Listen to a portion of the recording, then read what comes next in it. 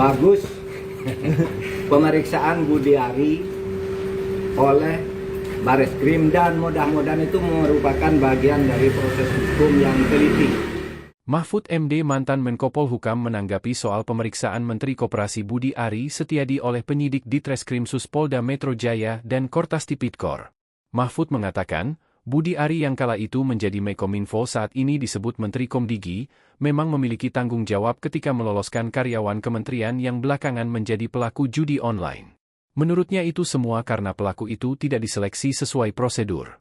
Hal ini disampaikan Mahfud di kantor MMD Initia TV, Jakarta Pusat pada Jumat, 20 Desember 2024. Dan Mahfud menduga, ada sesuatu hal yang tidak wajar ketika Budi Ari meloloskan pelaku tersebut. Karena itu, dia mendukung langkah kepolisian memeriksa Budi Ari. Untuk itu Mahfud menilai, kepolisian tidak terlambat dalam memeriksa Budi Ari. Menurutnya kepolisian sengaja tidak langsung memeriksa Budi untuk mengumpulkan bahan-bahan bukti lebih dahulu.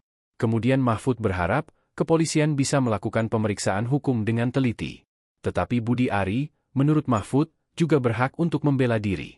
Seperti yang dilansir dari Kompas TV, Menteri Koperasi Budi Ari Setiadi sebelumnya sempat menuai sorotan lantaran mantan anak buahnya di Kementerian Komunikasi dan Informatika, Kominfo, sekarang Kementerian Komunikasi dan Digital, Komdigi, tersandung kasus dugaan jaringan judi online.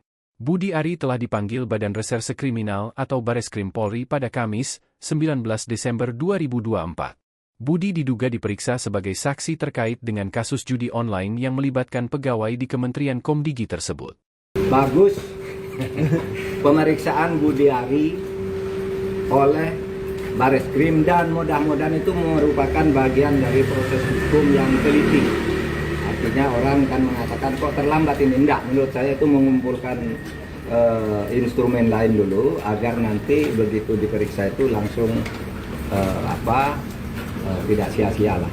Ada kemajuan-kemajuan. Menurut saya bagus, Bareskrim. Itu. Dan saya kira itu bagian itu dari sikap Pak Prabowo agar siapapun yang diduga terlibat itu supaya diperiksa. Dan biasanya orang-orang yang paling penting itu memang diperiksanya belakangan. Jadi kalau diperiksa awal nanti yang lain lari semua, kita tidak tahu yang remeh-remeh itu kan. Ini periksa dulu lalu konstruksinya jelas masuk situ Budi Ari. Nah kita bagus lah Bareskrim.